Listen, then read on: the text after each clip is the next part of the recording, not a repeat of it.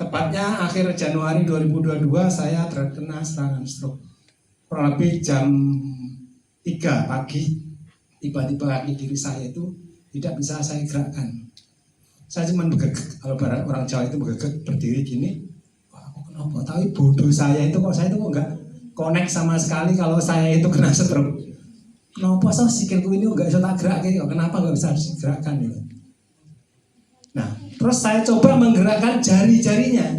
Kalau kaki nggak bisa digerakkan, mungkin siapa tahu jari-jari bisa, karena ini bagian lebih kecil daripada kaki. Ternyata jari-jari pun nggak mampu, Bapak Ibu. Dan juga mbak-mbak yang ada di sini. Nggak bisa menggerakkan jari. Wah, ternyata luar biasa ya. Saya juga belum sadar kalau saya stroke. Akhirnya saya duduk lagi di tempat tidur. Apa yang terjadi? Begitu saya duduk di tempat tidur, saya langsung terpental.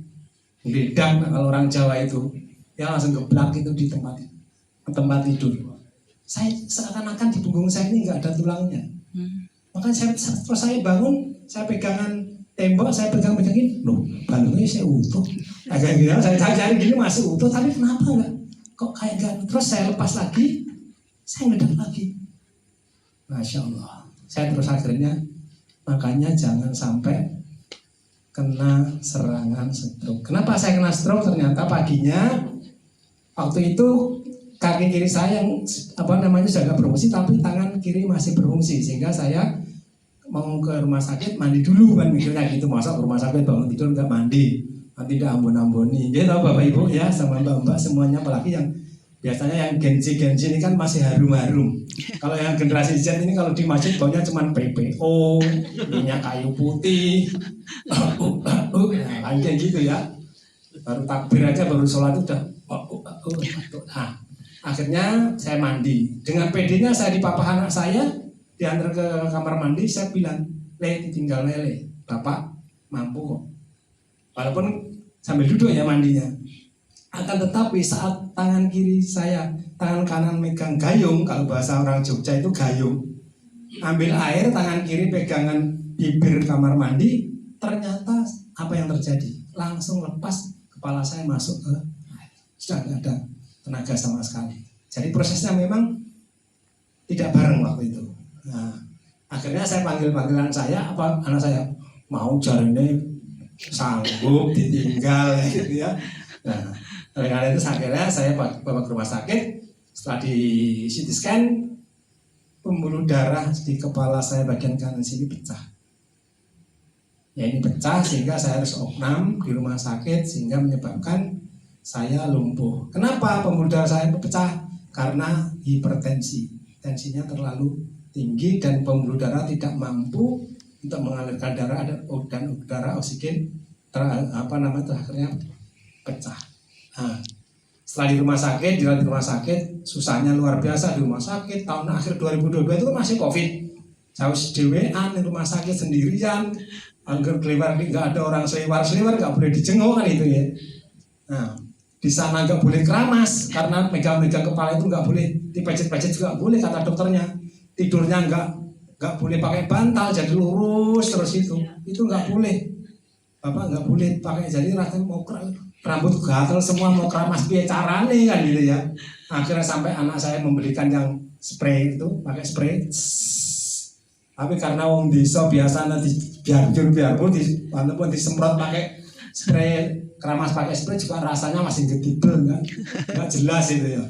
Masih itu walaupun nggak gatel tapi kan getibel gitu loh, rasanya itu berat. Nah, akhirnya setiap hari dicek tensi saya, terus saya minum obat.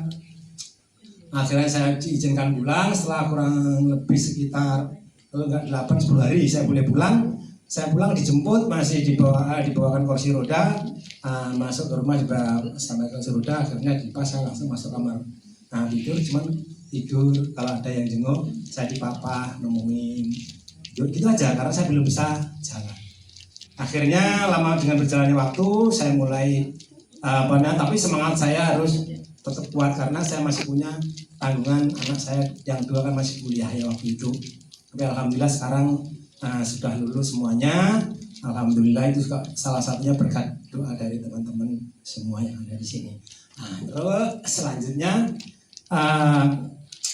saya sudah bisa mulai jalan, tapi saya belum bisa beraktivitas ke masjid. Saya nggak beraninya karena kalau jalan kan begini Bu, Bapak Ibu dan Mbak-mbak semua, stroke itu karena saraf yang kena ya.